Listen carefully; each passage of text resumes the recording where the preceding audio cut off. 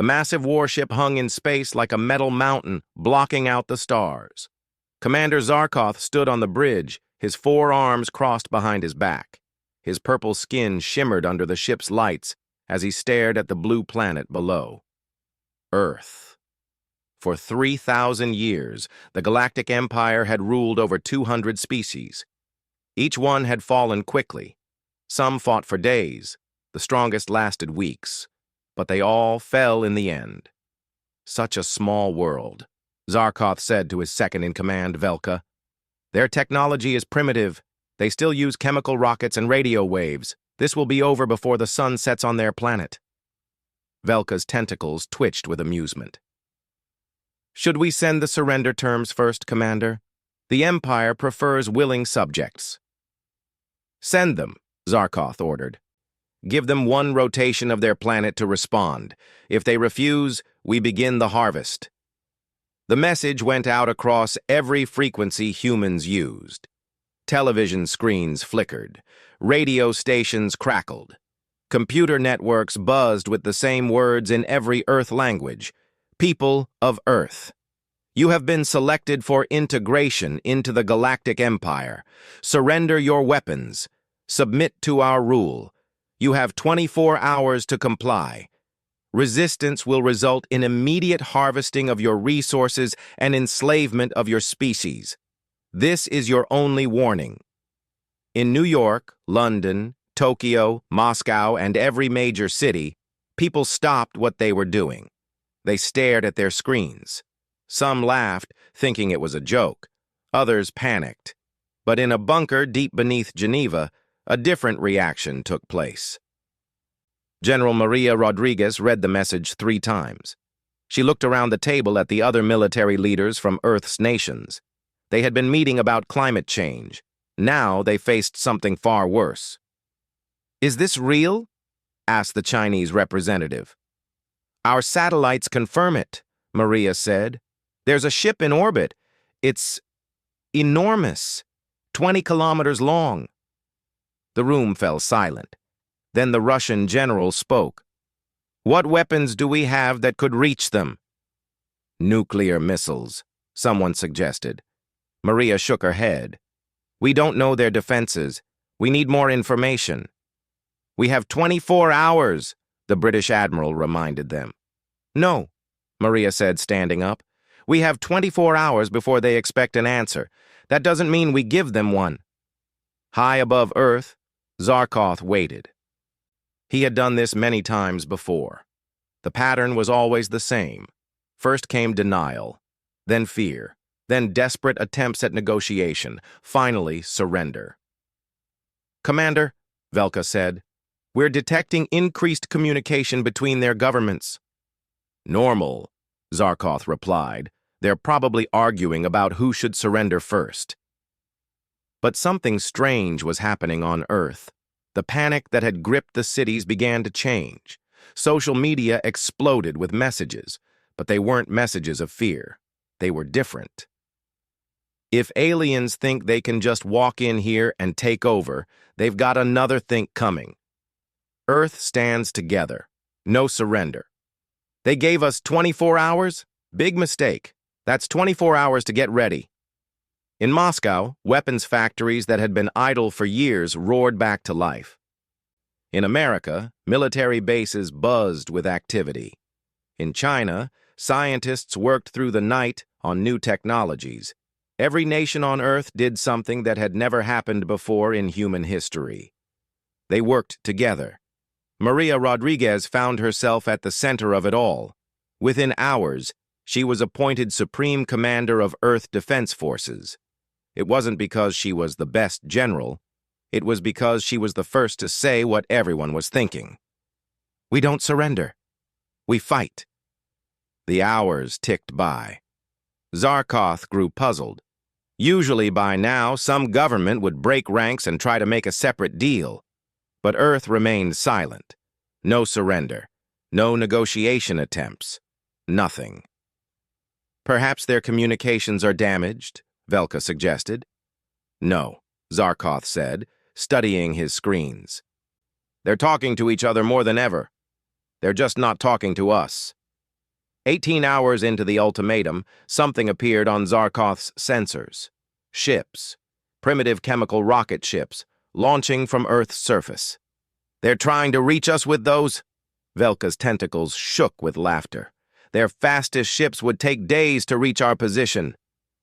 But the ships kept coming, one after another, not heading for the Galactic Empire warship, but spreading out in all directions.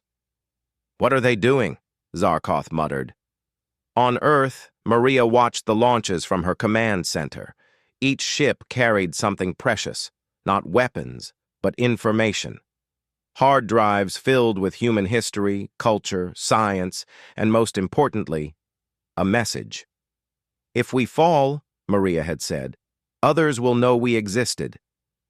And they'll know we fought. The 24 hours were almost up. Zarkoth prepared his harvest ships, billions of collection units ready to strip Earth of its resources, slave collars charged and waiting for human necks. 1 minute remaining, Velka announced. Zarkoth moved to his communication console. People of Earth, your time is up. What is your answer? The response came immediately, not from one source, but from billions. Every radio transmitter, every television station, every internet connection on Earth sent the same message at the same moment. The combined signal was so powerful it overloaded several of the warship's receivers. The message was simple. 2 words that would echo through galactic history. Come try. Zarkoth's purple skin darkened with anger. In 3,000 years, no species had ever responded like this. They were supposed to beg. They were supposed to bargain. They were supposed to surrender. Begin the harvest, he ordered. The first wave of collection ships dropped from the warship's belly like metal rain. Thousands of them, each one capable of processing entire cities. They descended toward Earth in perfect formation. Then something impossible happened. The collection ships started exploding, not from weapons fire, not from missiles. They just exploded, one after another like fireworks in the upper atmosphere. What's happening? Zarkoth roared. Unknown, Commander, Velka replied, tentacles flying over the controls. No weapons detected, no energy signatures. The ships are just failing. On Earth, Maria allowed herself a small smile.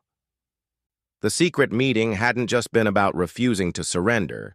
Earth's scientists had made a discovery.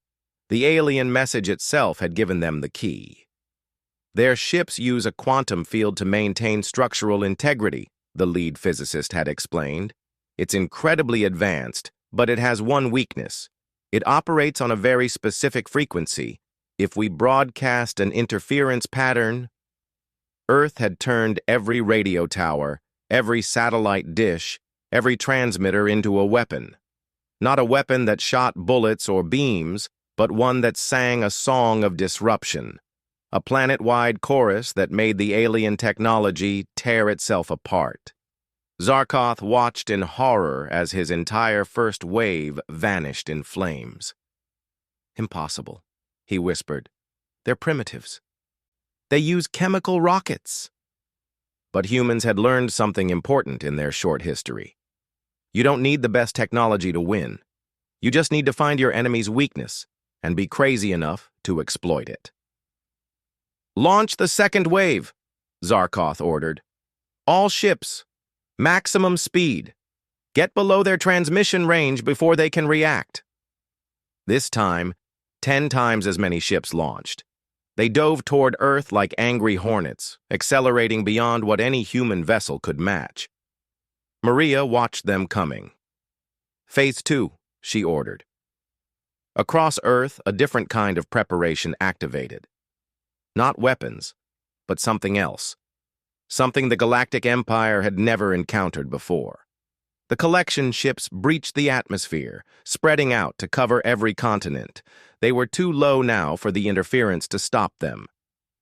Victory seemed certain. Then they met Earth's second surprise. Humans had spent the last 18 hours doing what humans did best, adapting. Every crop duster, Every firefighting plane, every aircraft that could carry a payload had been loaded with a simple mixture. Not explosives, not chemicals, just water vapor and crystallized carbon dioxide. Clouds, artificial clouds seeded with metallic particles. The collection ships flew into what looked like ordinary weather and found themselves in an electromagnetic nightmare. Their sensors screamed. Their navigation failed. Ships collided with each other, spun out of control, crashed into mountains and oceans.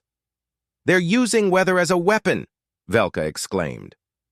Zarkoth couldn't believe it. No species had ever turned their own atmosphere against the Empire. It was insane. It was primitive. It was working. But the Empire hadn't conquered 200 worlds by giving up easily. Some ships made it through.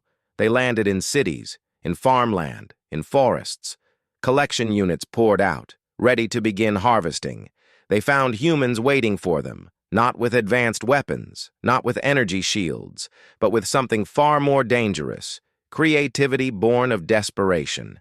In New York, firefighters turned their hoses on the collection units, not with water, but with liquid nitrogen taken from hospitals. The units froze solid in seconds. In Texas, farmers who had been ready for their harvest season used their combines in ways the manufacturers never intended. Collection units found themselves caught in machinery designed to handle much tougher crops than alien metal. In Japan, workers from an electronics factory had spent the night modifying every device they could find.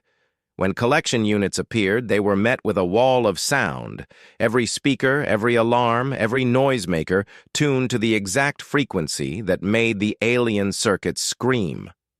But it was in Switzerland that Earth's real secret weapon revealed itself. The Large Hadron Collider had been Earth's most advanced scientific instrument. Scientists had worked non-stop to modify it, turning it from a research tool into something else. As collection units surrounded the facility, the lead scientist flipped a switch. "For science," she whispered. The collider fired, not at the units, but at the space above Earth, a beam of particles moving at nearly the speed of light, tuned to a very specific frequency. The same frequency the Empire's ships used for faster-than-light communication. On his warship, Zarkoth suddenly lost contact with every unit on Earth's surface. Then his long-range communications failed. Then his navigation systems began showing impossible readings. "What have they done?" he demanded. "They're jamming our quantum entanglement network," Velka said, disbelief in her voice. "But that's impossible. They would need to understand principles that took us centuries to discover." Zarkoth stared at the blue planet below. In 24 hours, these primitives had analyzed their technology, found its weaknesses, and turned their entire world into a weapon. They had united as one species, something even the Empire struggled to do with its member worlds. "Commander," Velka said quietly, "perhaps we should reconsider. If they can do this in one day—" "No," Zarkoth snarled. "Prepare the planet killer. If we cannot have Earth, no one will." In her bunker, Maria received the news from their scientists. The interference wouldn't last long.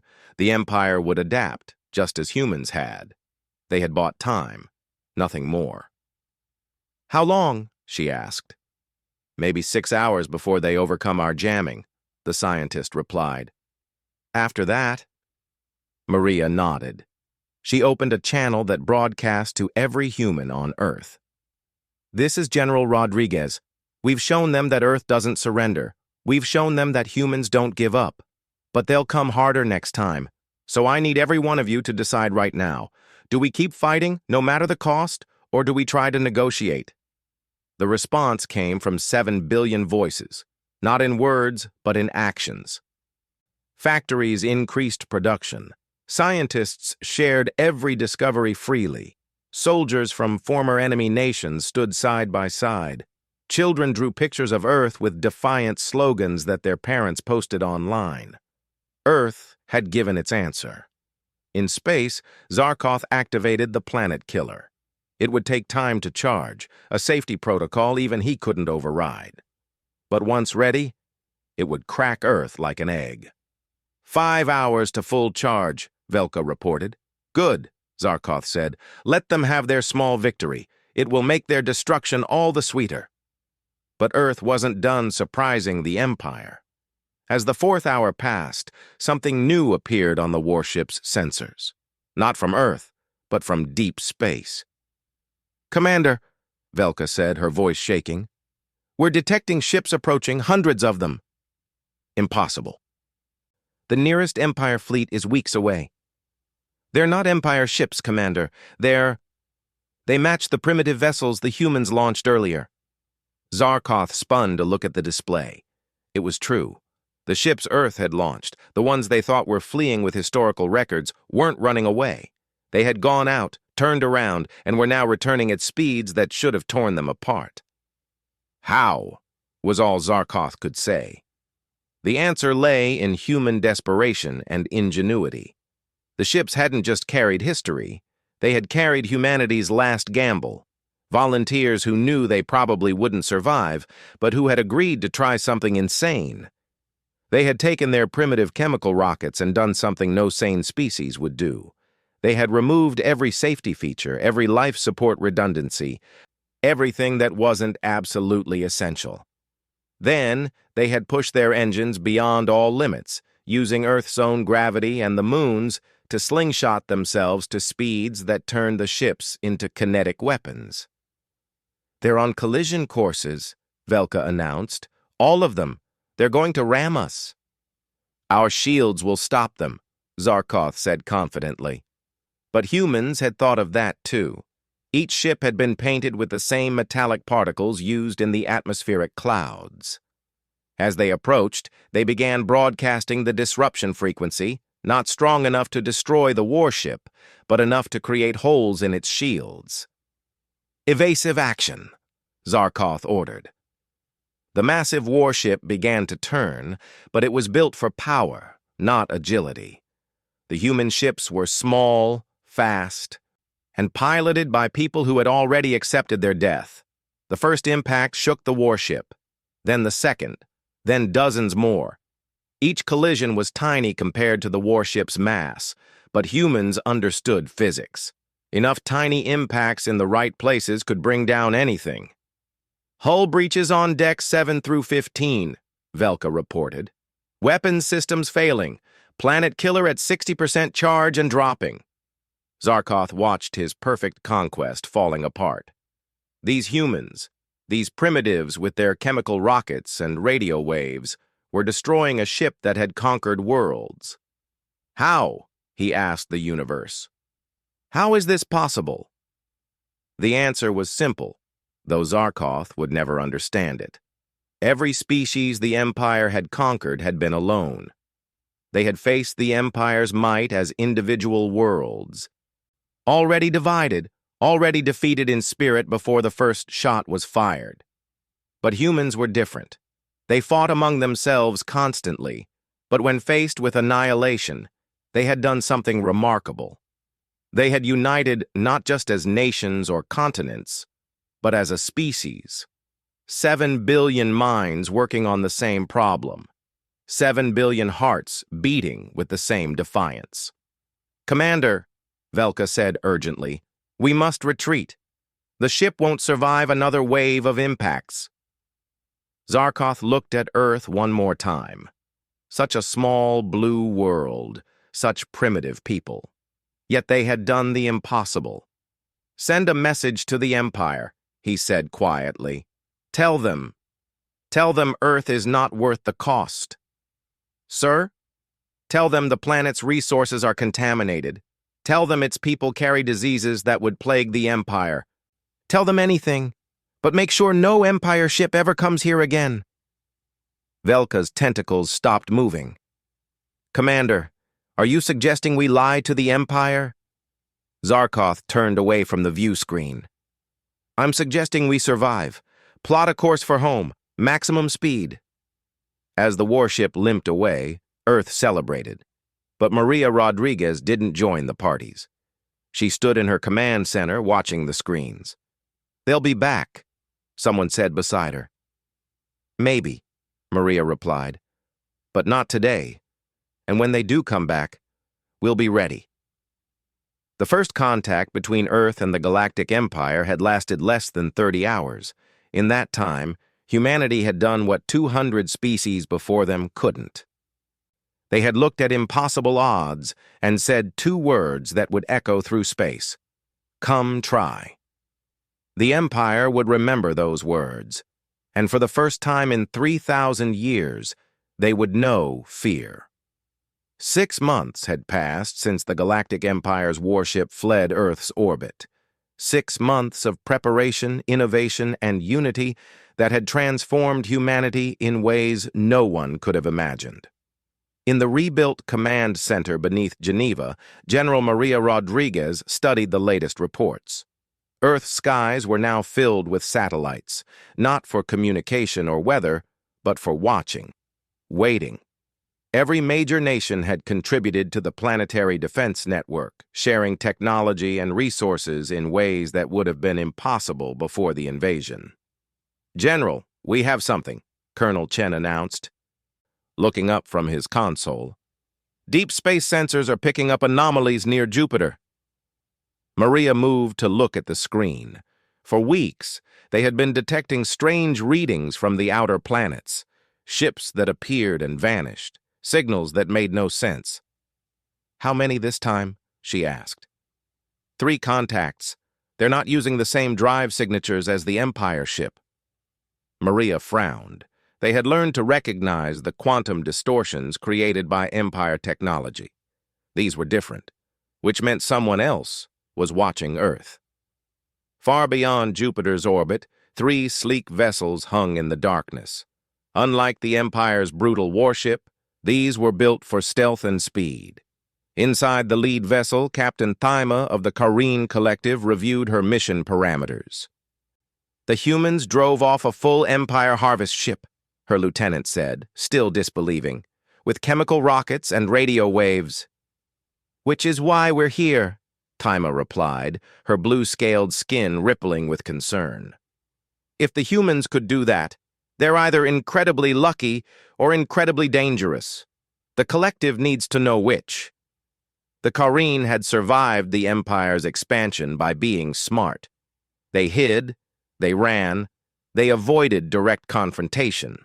When they heard about Earth's victory, they had to investigate. If there was a way to fight the Empire, they needed to know. "Should we make contact?" the lieutenant asked. "Not yet. Let's see what they've been doing since the attack." What they saw amazed them. Earth had not returned to its old ways after the victory. The unity forged in crisis had evolved into something permanent.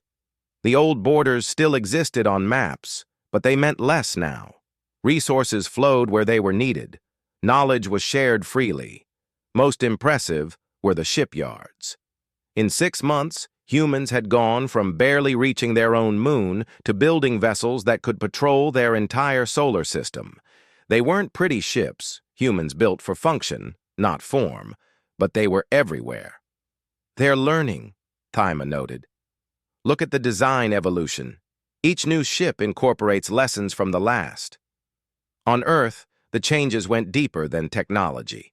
Schools now taught xenobiology alongside traditional subjects. Children learned physics by studying captured Empire devices. The entire species was preparing for a universe that had proven hostile.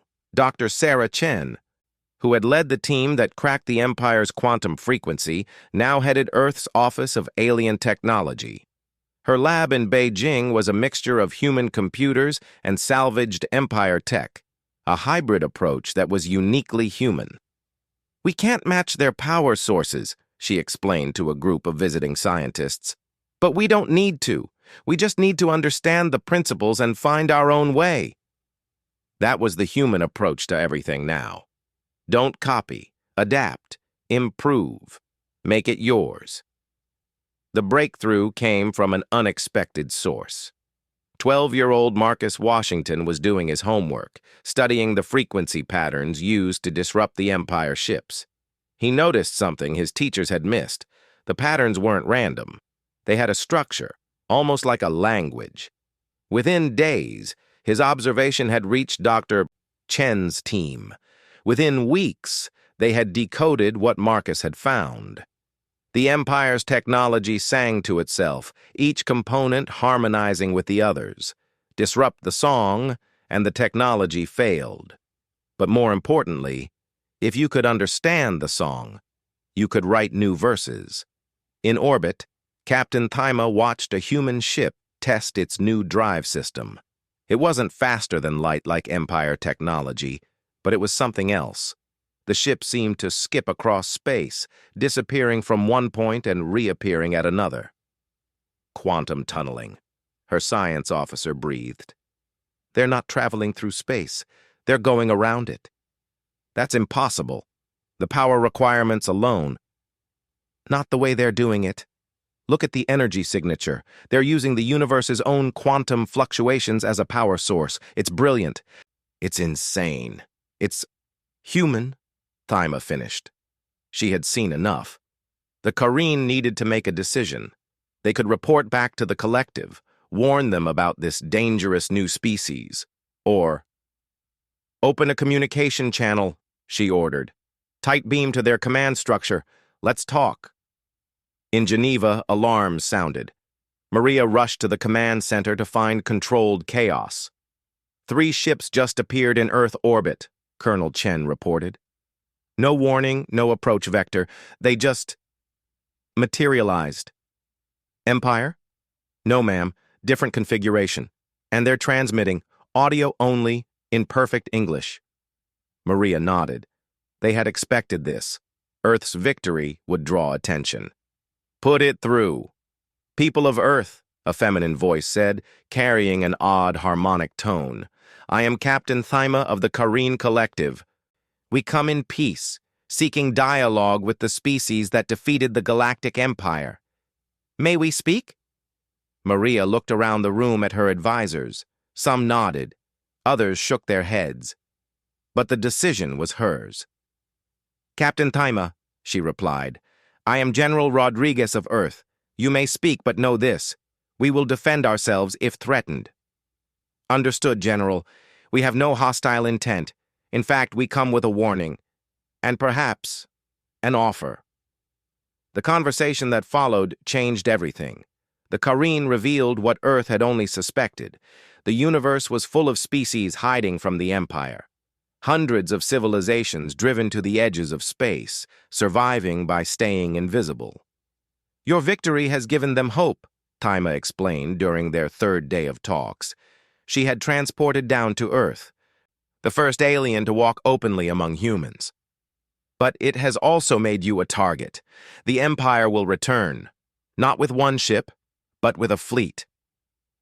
Maria had known this was coming. When? Our intelligence suggests within 1 Earth year. They're debating how large a force to send. Some want to make an example of you. Others think you're not worth the resources. And what do you think? Thyma's scales shifted color, a sign of emotion her translator couldn't convey. I think you've already won something more important than a battle. You've shown the galaxy that the Empire can bleed. The offer the Kareen brought was simple. Join an alliance of hidden species. Share technology. Hide together, survive together. But humans had a different idea. Why hide? Maria asked during a joint session of Earth's leaders. Why not fight? The Kareen delegation shifted uncomfortably. The Empire has thousands of ships, weapons that can crack planets. You were lucky once. No, interrupted Dr. Chen. We weren't lucky. We were united. And we're not talking about fighting alone. The plan that emerged was audacious even by human standards. Instead of hiding, Earth would become a beacon. They would broadcast their victory across the galaxy, openly challenging the Empire's dominion. More importantly, they would share the frequency disruption technology with anyone who would listen. You want to start a galactic revolution? Thyma said, disbelief clear even through the translator. We want to give every species what Earth had, Maria replied, a chance to say no. The Kareen thought humans were insane, but they couldn't deny the logic. The Empire maintained control through fear and isolation. If species started working together, sharing knowledge, fighting back, it could work, Thyma admitted. Or it could see us all destroyed. Then we'd better make sure it works, Maria said with a smile that Thyma was learning meant humans were about to do something impossibly dangerous. The next months were a whirlwind of activity. Kareen technology merged with human innovation. Their stealth systems combined with Earth's frequency weapons. Their faster-than-light communications connected with Earth's quantum computers. But the real revolution was social. Humans did something the Kareen had never seen. They invited alien refugees to Earth, not to hide, but to work, to learn, to teach. A Vani engineer, one of only 1,000 left after the Empire harvested their world, worked with human mechanics to design hybrid engines. A Skellan mathematician, whose species communicated through color, helped human scientists understand multi-dimensional physics by painting equations. Earth became a melting pot not just of human cultures, but of galactic ones. And from that mixture came innovations nobody had imagined. The quantum tunneling drive was perfected, allowing ships to move without being tracked. The frequency weapons evolved from disruption to manipulation, letting human technicians reprogram Empire technology. Most remarkably, humans developed what they called the Unity Protocol, a way to link minds across species barriers, sharing knowledge and experience directly. "This is impossible," the Skellan mathematician flashed in brilliant reds and golds. "Different species can't merge consciousness. The brain structures are incompatible." "That's what we thought about flying," his human colleague replied. "Then we built planes. Now show me again how you see 11 dimensions. I almost had it last time." But with progress came danger. The Empire had spies everywhere, and Earth's bold stance attracted attention. Reports came in of Empire fleets massing near the border worlds. Intercepted communications spoke of teaching Earth a lesson that would echo for millennia. The attack came sooner than expected. Earth's sensors detected the fleet while it was still beyond Pluto. Not one ship this time, but 50, each one larger than the vessel they had barely defeated before. "All stations, this is General Rodriguez," Maria's voice echoed across Earth and its allied ships. "The Empire thinks they can crush us with numbers.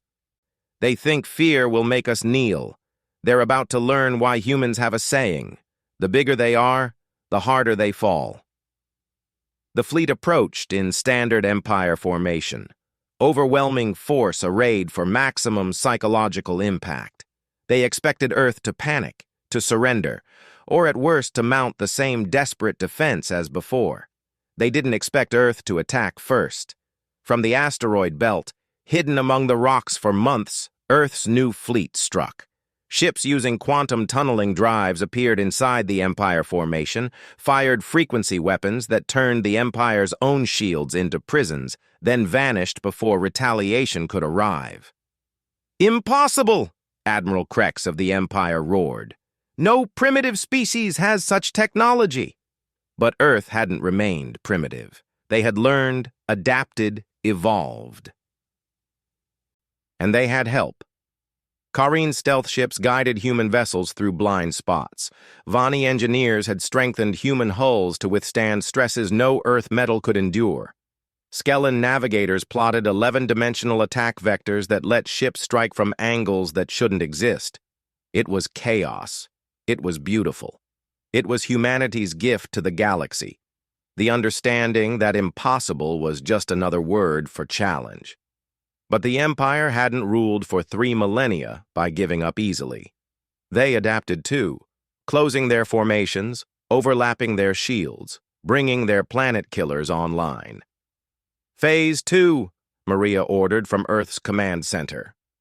This was the real gamble. For months, Earth had been broadcasting more than defiance. They had been sending instructions, technical specifications, and encouragement to every oppressed world. Now they would see if anyone had listened. The answer came in flashes of light across the Empire's rear lines. Ships appeared, not Earth ships, but vessels from dozen different species. Crude, hastily built, most wouldn't last an hour in battle. But they all carried frequency disruptors, and they all carried crews who had decided that death was better than slavery. The Empire fleet found itself fighting on 2 fronts. Then 3, as more species joined the battle. Then a dozen, as the revolution Earth had sparked spread like wildfire through the Empire's own communication networks. "This is Governor Thale of Vega Prime," came a broadcast. "The Empire's garrison has fallen. Vega stands with Earth. The Centauri stations are free. Death to the Empire. Remember Kalos. Remember what they took from us." Admiral Krex watched his tactical display fill with hostile contacts, not just here, but across the Empire. Worlds that had been pacified for centuries were rising up. The frequency weapon specifications Earth had broadcast were crude, but effective enough. More importantly, Earth had broadcast something else: hope. "Order all ships to retreat," Krex commanded, the words bitter in his mouth. "Priority message to the capital. The humans. The humans have started a war we cannot win." But as the Empire fleet tried to withdraw, they discovered Earth's final surprise. The quantum tunneling technology didn't just let ships move, it let them create pockets of folded space, traps that caught Empire vessels and held them like insects in amber. "We're not destroying them," Dr. Chen explained to those watching from Earth. "We're giving them a choice. Surrender and join us, or stay trapped until their life support runs out." Ship by ship, the Empire fleet surrendered. Not to Earth alone, but to the alliance Earth had created. Each surrendered ship was boarded by mixed crews, humans working alongside aliens they had only recently met, united by a common cause. The Battle of Saul, as history would call it, lasted 18 hours. When it ended, the Empire had lost more than ships. They had lost the fear that kept their subjects in line. They had lost the myth of invincibility. But Earth had gained more than victory. They had gained a purpose. "This isn't over," Maria said in the aftermath, addressing the representatives of 17 species now gathered on Earth. "The Empire still has thousands of ships, millions of soldiers. We've won a battle, not the war." "Then we keep fighting," Thyma replied, her scales now permanently showing the gold of determination. "You humans have a saying, united we stand, divided we fall. Teach us to stand." Maria smiled. "The first lesson is simple. When someone tells you something is impossible, ask yourself, have humans tried it yet?" The laughter that followed came from 17 different species, in sounds ranging from clicks to colors to harmonics. But the meaning was universal. Earth had given the galaxy more than weapons. They had given them the human spirit, the absolute refusal to accept defeat, the creativity to find solutions where none existed, and the audacity to attempt the impossible. The Empire still ruled vast swaths of space. But now they faced something they had never encountered before, a galaxy learning to say no. And at the center of it all was a small blue planet whose people had looked at impossible odds and given a 2-word response that echoed through the stars. As the Allied fleet prepared for the next phase of the war, those words were painted on every human ship, broadcast in every transmission, and whispered by oppressed species across the galaxy.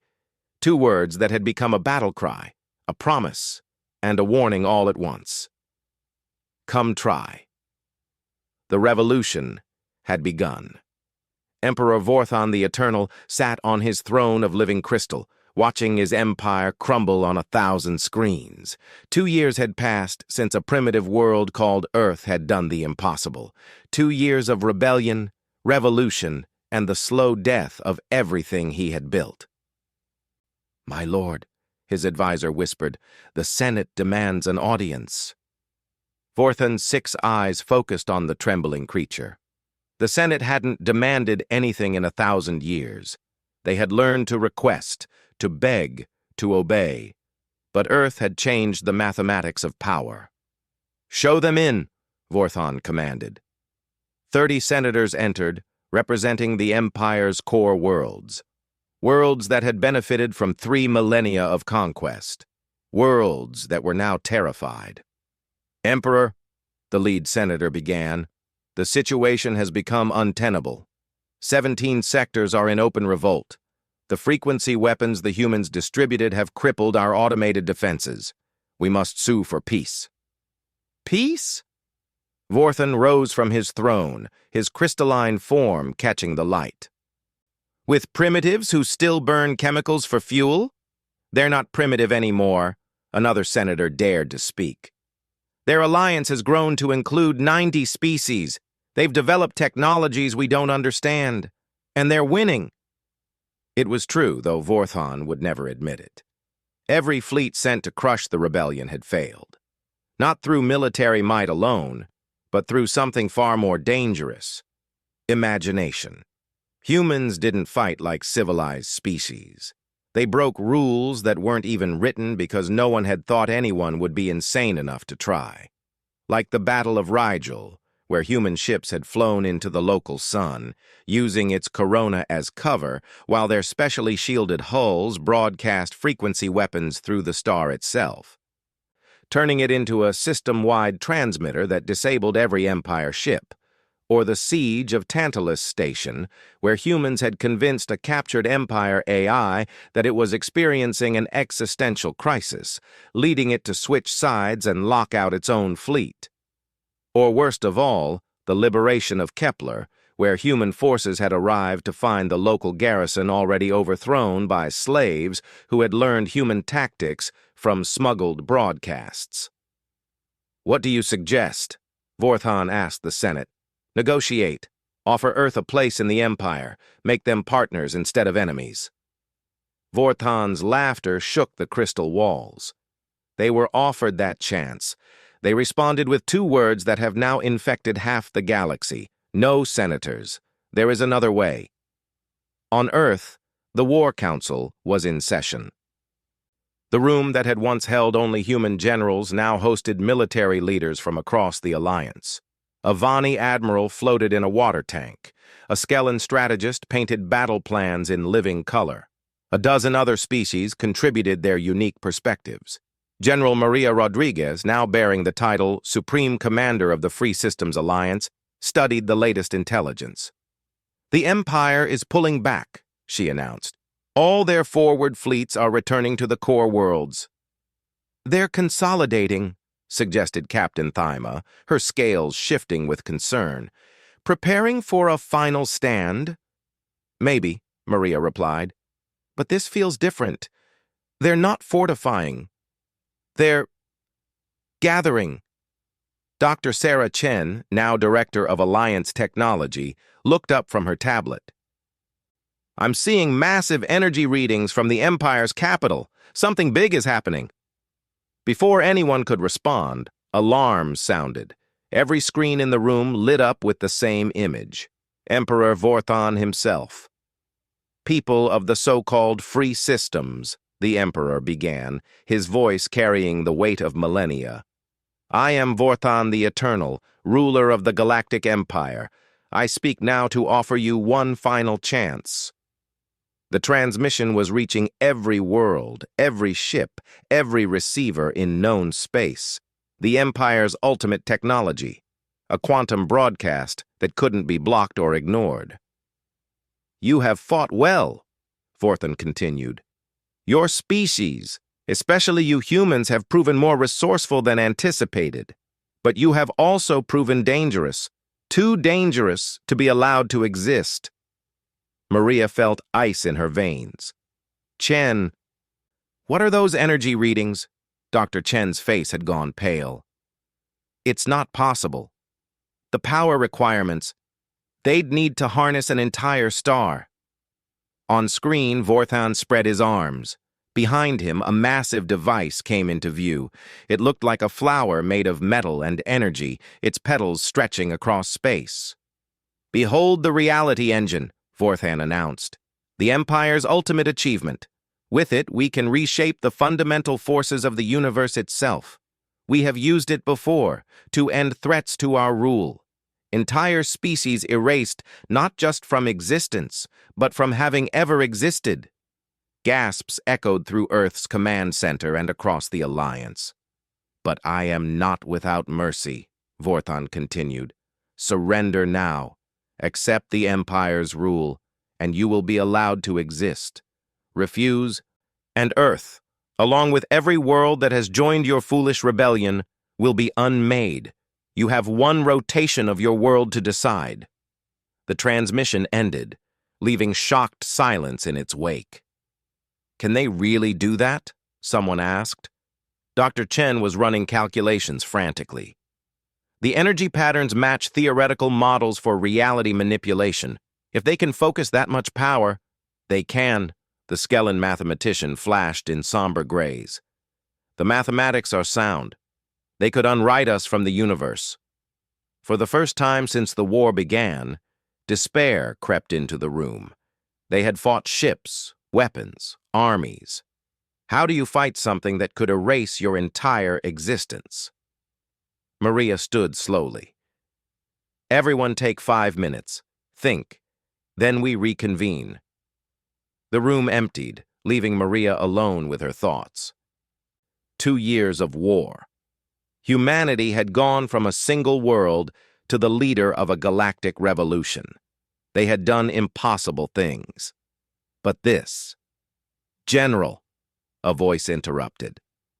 Marcus Washington, the boy who had discovered the pattern in the frequency weapons, now a teenager and Earth's youngest scientific advisor. I have an idea, Maria smiled despite everything. Let's hear it, Marcus. The reality engine needs massive power, right? And it has to maintain quantum coherence across huge distances. What if we don't try to stop it? What if we help it? Help it destroy us? No. Help it work, but change what it does. The idea was insane. It was impossible. It was perfectly human. When the War Council reconvened, Marcus presented his plan. Use the Alliance's entire fleet not to attack the reality engine, but to surround it. Use every frequency weapon, every quantum transmitter, every piece of technology they had developed to sing in harmony with the engine's quantum field. We can't overpower it, Marcus explained, but we might be able to redirect it, like Aikido, but with reality itself. Redirect it to do what? Thyma asked. Marcus looked around the room.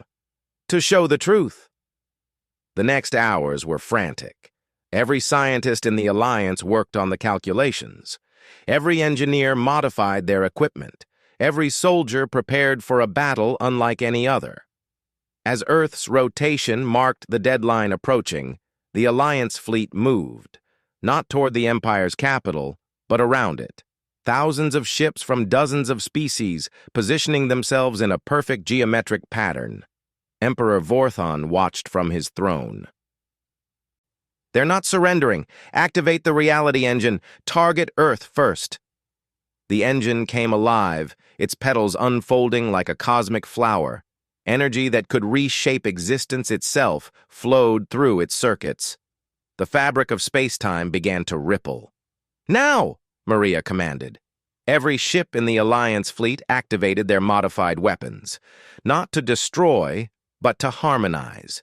The frequency that had once disrupted Empire technology now sang in perfect unity, creating a quantum field that merged with the reality engine's own. What are they doing? Vorthan demanded. His technicians had no answer. The engine was working perfectly, but something was wrong. The reality wave was spreading but not erasing. Instead, it was revealing. Across the galaxy, on every Empire world, something unprecedented happened. The reality engine, hijacked by human ingenuity and alien cooperation, did what it was designed to do. It showed the truth. But not the truth the Empire wanted. Every lie the Empire had told was exposed. Every species they had claimed to uplift was shown enslaved.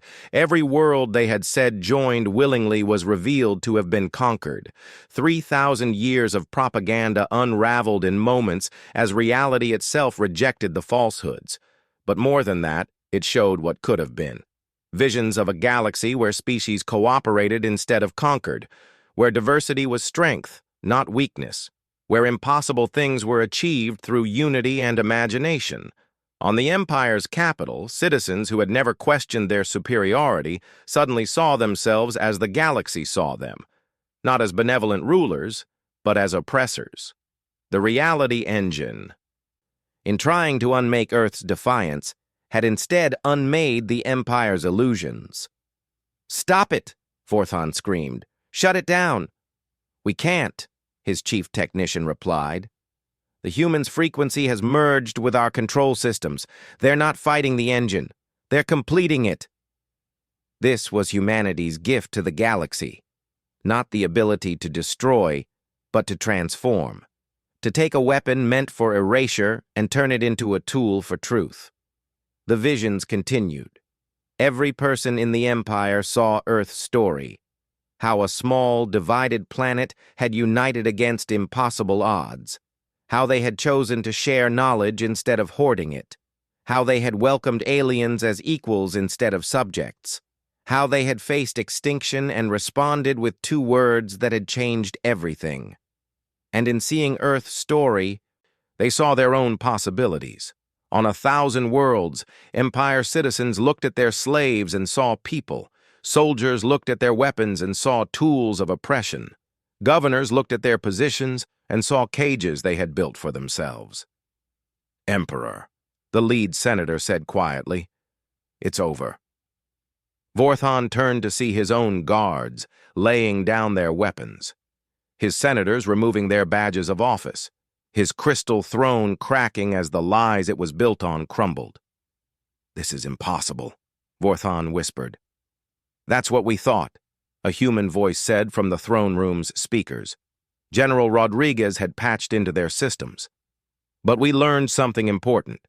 Impossible just means you haven't found the right approach yet." The reality engine completed its work and shut down. Its purpose fulfilled in a way its creators never intended. Across the galaxy, the Galactic Empire died not in fire and blood, but in understanding. When people saw the truth, all of it, unfiltered and undeniable, they chose freedom. It took months to sort out the aftermath. Some Empire loyalists resisted, but they were few. Most were too busy dealing with the psychological shock of having their worldview completely overturned. The Free Systems Alliance grew from 90 species to over 300, not through conquest, but through invitation. Earth became not the capital of a new empire, but the meeting place for a true galactic community. "You realize what you've done?" Thyma asked Maria as they stood in the newly built Galactic Council chambers. Where once there had been a throne, now there was a circle of seats, each equal, each with a voice. "Started something we can't control?" Maria replied with a smile. "Exactly. The Empire at least provided order. This democracy on a galactic scale? It's chaos." "It's beautiful chaos," Maria corrected. "It's messy and complicated, and sometimes frustrating, but it's also free, and that's worth fighting for." The first meeting of the Galactic Council was chaos. 300 species trying to talk at once, in languages that ranged from sound to color to quantum fluctuations. But slowly, aided by human-designed translation systems and alien patience, they began to understand each other. Emperor Vorthon, now just Vorthon, was brought before the council. Many expected execution, some demanded it, but humans had another idea. "You ruled through fear for 3,000 years, Maria addressed him. "You crushed entire civilizations. By any measure, you deserve death." Vorthon stood tall despite his chains. "Then kill me." "No," Maria said. "That's the old way. The Empire's way. Instead, you'll help us. You'll use your knowledge to undo the damage you caused. You'll teach us about the species you erased, so we can memorialize them. You'll live, Vorthon, with the truth of what you did, and maybe, in time, you'll understand why we chose mercy over vengeance. It was controversial. Many species wanted blood, but Earth's position was clear. The cycle of violence had to stop somewhere. It might as well stop with them. Years passed. The galaxy slowly healed. Trade routes opened between worlds that had been isolated for millennia. Technologies merged and evolved. Art and culture flourished in ways the Empire's conformity had never allowed. Earth itself became a symbol, not of military might, though their forces remained formidable, not of technological superiority, though their innovations continued to astound, but of something more fundamental, the idea that anyone, no matter how small or primitive they seemed, could change the universe. The memorial wall in Geneva grew longer each year, adding names of species the Empire had erased. But beside it grew another wall, names of children born free, of worlds rebuilt, of futures made possible. Dr. Chen, now elderly, often visited the memorial with her grandchildren. They would ask her to tell the story again, how Earth had stood against the Empire. It wasn't just Earth, she would always correct them. It was everyone who heard our message and chose to act. We just reminded them that impossible was negotiable. Grandma, her youngest grandchild, once asked, "What if the Empire had won?" Chen smiled. Then someone else would have eventually stood up and said those two words. Maybe not humans, maybe not for another 1,000 years, but someone always does. That's the thing about truth and freedom. You can bury them, but they always find a way to grow. In his rehabilitation center, Vorthon worked on his memoirs. It had taken him years to understand what had happened. The Empire hadn't fallen to military might or technological superiority. It had fallen to an idea that beings were better together than alone, stronger in diversity than conformity. He wrote, "The humans gave us their final warning. Though we didn't recognize it at the time, they warned us that conquest was not strength, that fear was not respect, that impossible was not permanent. They warned us with two words that became a galaxy's battle cry. Come try. We tried. We failed. Not because they were stronger, but because they were right. The Galactic Empire targeted Earth, thinking to add one more slave world to our collection.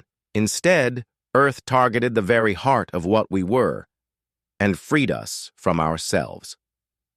The book would become required reading in schools across the galaxy, a reminder of what happened when power forgot compassion, when order crushed freedom, when impossible was accepted as fact. But the story that children loved most, told in 100 languages across 1,000 worlds, was simpler. It was the story of a small blue planet that received an ultimatum from the most powerful force in the galaxy, a planet that by all logic should have surrendered. Instead, Earth had looked at impossible odds, united as one species, and given a response that echoed through history. Two words that sparked a revolution, freed a galaxy, and proved that sometimes the smallest voice could speak the loudest truth. Two words that would forever remind the universe that when faced with tyranny, there was always another choice. Come try. And in classrooms across the galaxy, young voices of every species would repeat those words, understanding that they were more than history. They were a promise, a warning, a hope, that no matter how dark things seemed, no matter how impossible the odds, someone would always stand up. Someone would always fight. Someone would always remind the universe that freedom was worth any price. Usually, they would be human. After all, humans had turned impossible into a specialty, but not always. Earth's greatest gift to the galaxy wasn't technology or tactics. It was the idea that anyone could be human in spirit, stubborn, creative, hopeful, and absolutely unwilling to accept defeat. The Galactic Empire had targeted Earth. Earth had targeted the stars themselves and won.